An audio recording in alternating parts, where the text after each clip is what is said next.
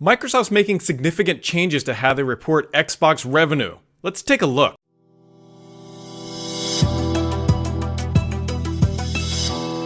What's up, everybody? Brad here. And Microsoft announced today their reporting metrics that are changing for the fiscal year ahead. For those who are not aware, Microsoft's fiscal year ends June 30th. And as we are now entering into the end, or this latter half of the first quarter in the new fiscal year, Microsoft is updating some of the metrics about how they're going to report revenue and earnings and all that good stuff for the quarter ahead. And so they're changing up how they are going to report Xbox revenue, and it's good, bad, indifferent. I think it's going to be important to understand what is going on. So we're first going to take a look here at how Microsoft is currently reporting revenue. Now, this is for, I should say the last quarter. Under the gaming subheading, we can see things such as, like Xbox Live monthly active user growth. We now know that there are 65, or at least there were 65 million Xbox Live monthly users. We also have things like the software and service and revenue, and it gives us a real clear picture of exactly how many monthly active users, and this is going to be my big beef on this, exactly how many monthly active users we have in the Xbox family using the Live. So yeah, anyways, you can see what's going on there. They talk about the physical hardware. They talk about all the software and services. And so what they are going to be doing here is they're going to streamline everything. And in traditional Microsoft fashion, they're going to be hiding some numbers. And so what they're talking about here is going to be more focused on Xbox content and services revenue growth rather than hardware. So definition says year over year, the percentage revenue growth for Xbox content and services. Xbox content and service revenue includes Xbox Live, transactions, subscriptions, cloud services, and advertising, games, and third-party video game royalties. And why they're doing this, they say this is a key performance indicator, or KPI, for long-term health and growth of the gaming business across the community, content, and cloud, and replaces gaming revenue and Xbox Live monthly active users metric, although gaming revenue will continue to be disclosed to the SEC and its 10K and 10Q. The big one here is that monthly active users. It was a nice metric that we could see how many people were using Gold, or I should say Xbox Live, during a quarter. Now, to try to justify why Microsoft is kind of moving away from this model of reporting hard numbers, first off, Microsoft doesn't like to report hard numbers. Two, we know that because, hey, they never tell us how many consoles they sold. It's always in some vague percentage. The reason why I think they are doing this is that Microsoft is very clearly moving towards a software and services revenue model for the Xbox brand, right? You have things like Game Pass. We have things like xCloud. Obviously, there is Xbox Live, and they sell a lot of digital content. This is a very clear indication that Microsoft is moving away from purely focusing on things like hardware sales of consoles, because we all know the story behind consoles and all that. But I think Microsoft going forward is looking at, hey, the bigger performance metric that investors need to understand is how is the content revenue growing.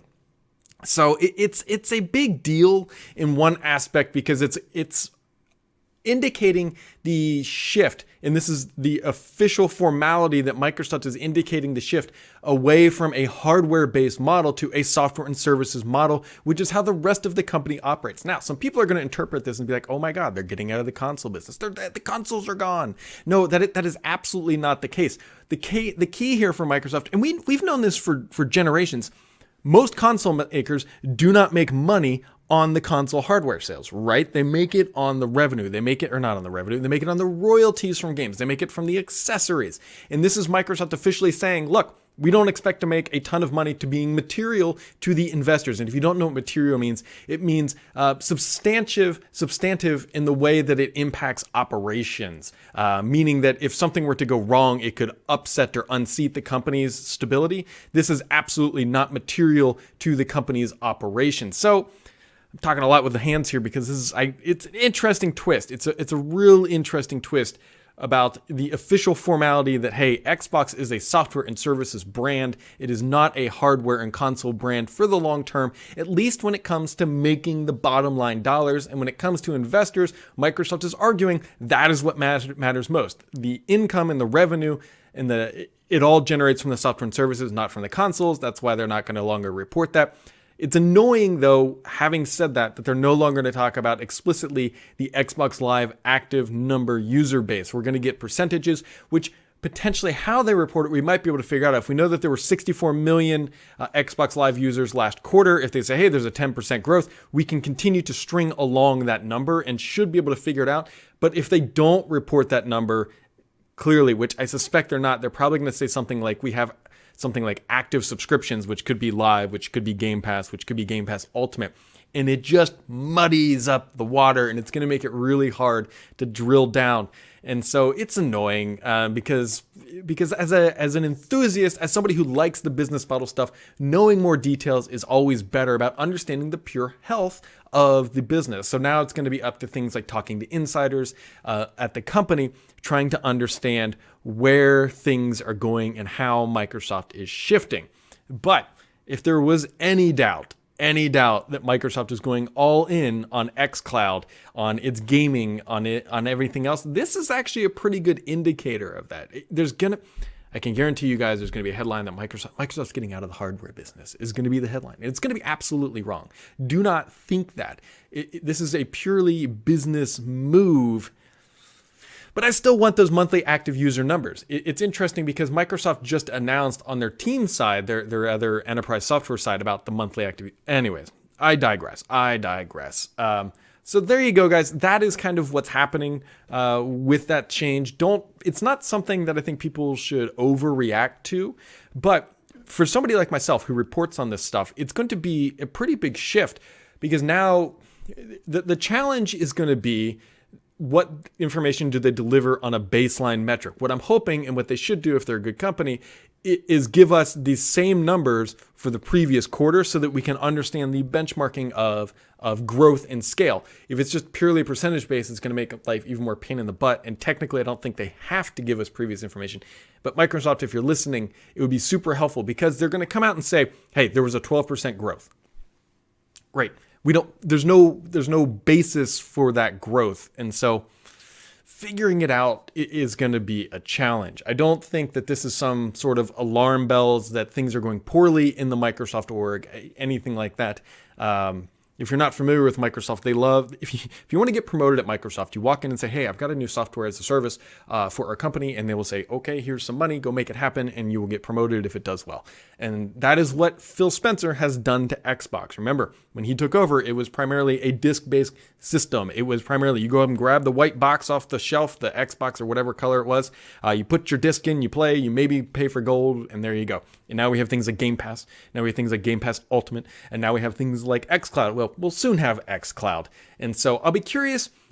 I don't think Sony will go down this route, primarily because they don't have the other auxiliary business models much like Microsoft does. You guys got to understand that in the world of Microsoft, Xbox is very tiny. Xbox is tiny. Even 2 billion, let's say, I think that was gaming revenue, roughly around there. When they're talking in the 20 billion range every single quarter, it's substantive, but it's not major revenue for the company. So they can get away with things like hiding a little bit of the information here and there. And Microsoft does this really well. If you're not familiar with Microsoft, does a thing called commercial cloud reporting.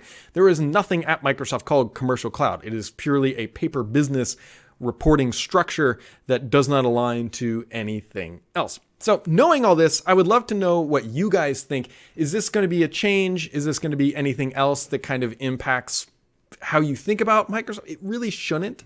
There's a lot of things on the horizon. We've got the London event coming up here in a few weeks. Obviously E3. Obviously we've got the upcoming console. There's a lot of good stuff on the horizon. This is purely a business structure that has been going on at Microsoft, and it makes sense. I don't want to discredit what they're doing. I just throw us a bone with some hard numbers, guys. That would be the key for the fans to keep us interested in the business side as we continue to watch the revenue.